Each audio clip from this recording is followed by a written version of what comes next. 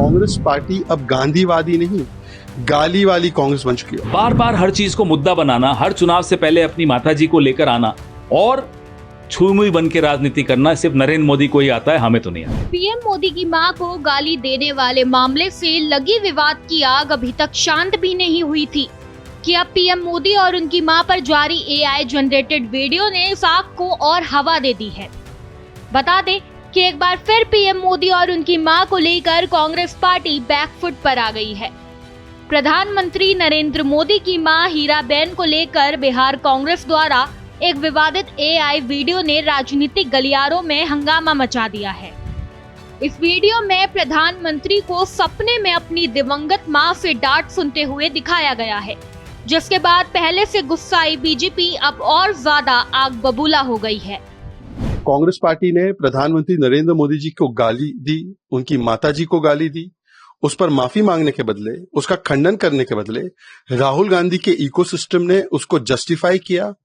उन्होंने जिसने गाली दी उसको बचाने का प्रयास किया। तारिक अनवर का भी बाइट सामने आया था कि कैसे वो बचा रहे थे, और अभी भी उनके मन में कोई पीड़ा नहीं है, इसीलिए उन्होंने इतना भद्दा और अपमानजनक वीडियो बनाया है। और फिर से एक बार प्रधानमंत्री माताजी का ही नहीं बल्कि हर माता का अपमान किया है।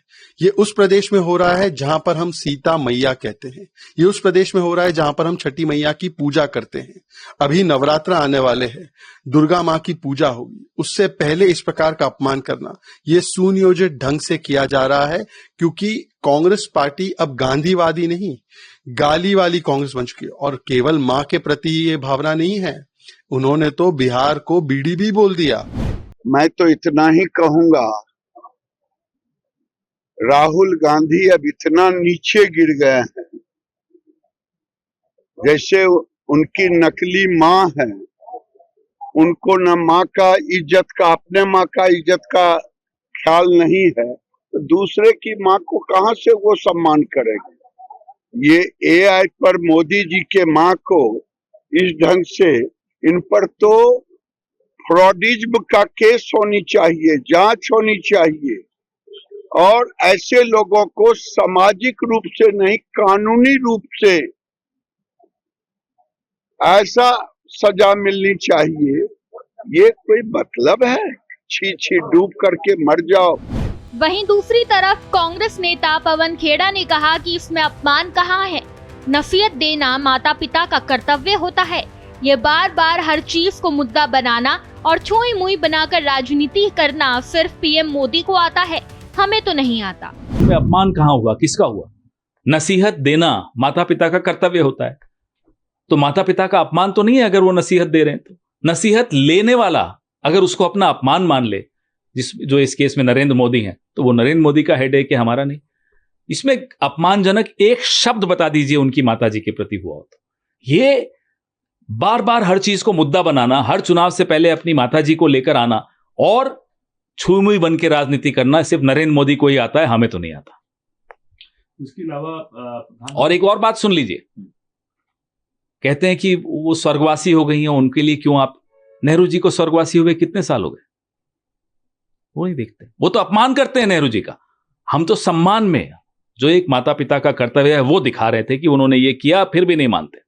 तो आप जायज ठहराते हैं? गलत क्या है मुझे बताइए ना। अपमान हुआ है किसी का? किसका हुआ है?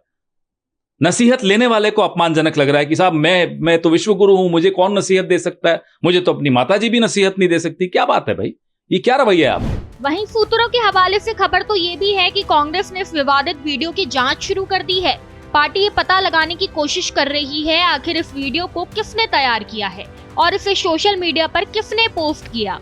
कांग्रेस ने स्पष्ट किया है कि जांच पूरी होने के बाद दोषियों के खिलाफ सख्त कार्रवाई की जाएगी। वहीं आपको बता दें कि इस एआई जनरेटेड वीडियो में पीएम मोदी को सोते हुए दर्शाया गया है।